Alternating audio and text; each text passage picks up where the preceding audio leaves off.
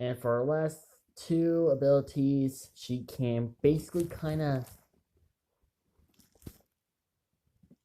change her voice into whatever she can do, like whatever her opponent sound, or she basically make her opponent. She basically change her voice into her opponent's friends, family, or someone that person met but didn't really knew well. So, and her last known ability, she can summon Wendigos, and these Wendigos are basically under her control and her control alone. Now, let's go on ahead and dive into her history.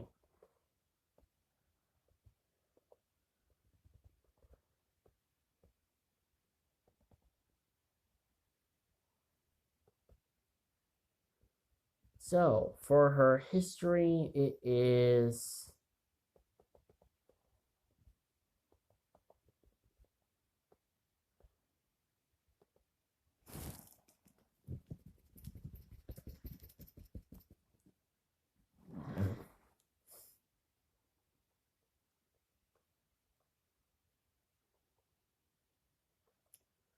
her mother was a normal villager who was just living her life in peace.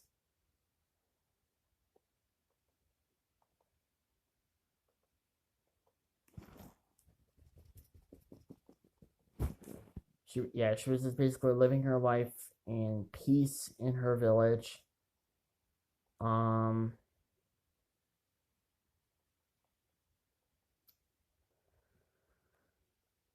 uh, trying to remember. It's sometimes hard for me to remember most of my most of my characters' like origin story.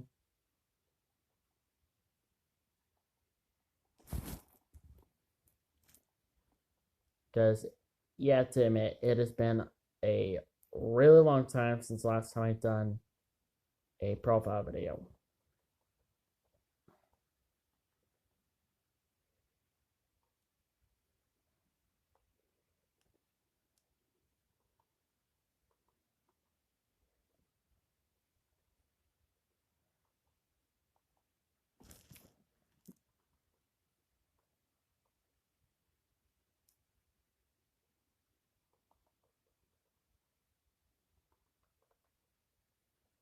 Um,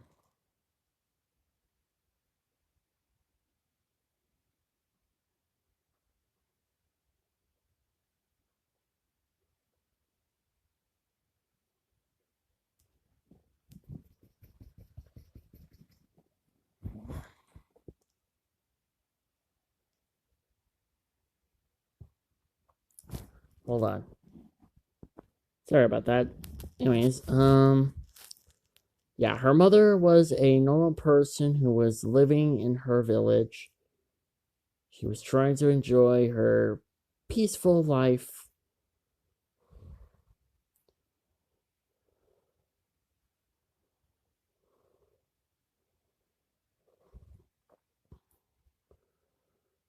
until one day she met Emma's father, who was just in his human, well, yeah, in his human form.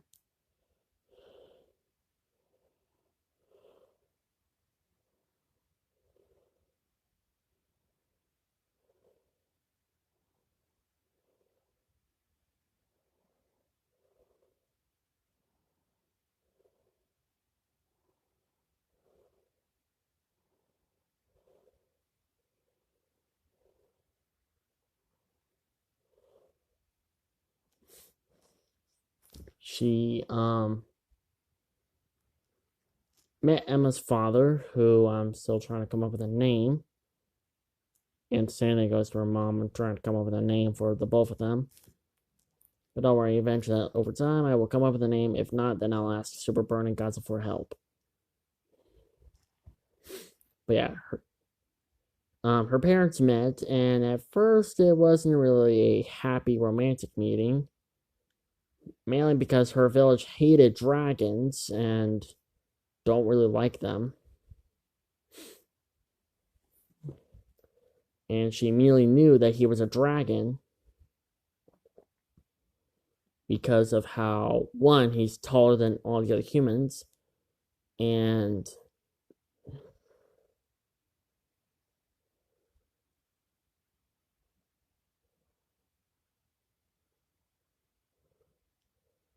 the other reason is how the other animals are just trying to back away from him.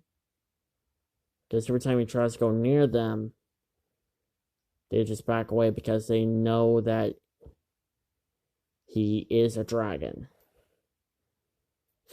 So, yeah, this went on for a while until eventually she started to warm up to him and realized that he's not really a violent dragon. He's not really like those other dragons. He's actually pretty calm, he's actually pretty gentle.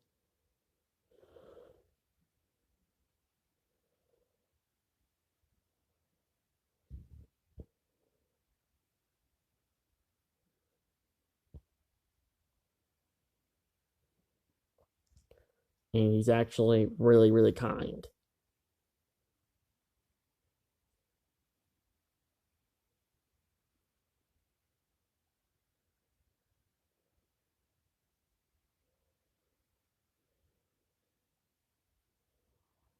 So eventually, over time, they began dating.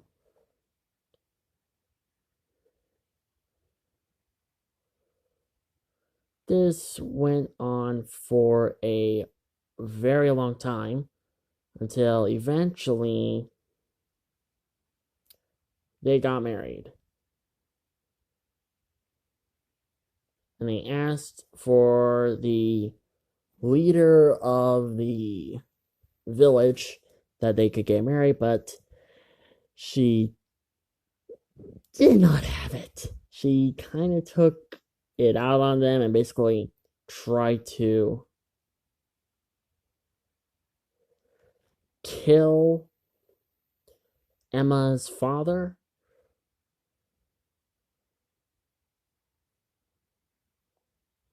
And he actually got a very severe injury, and that was he was blind on he was actually missing one of his eyes because he was actually now his eye was just completely gone. He was now permanently blind from that side of the eye.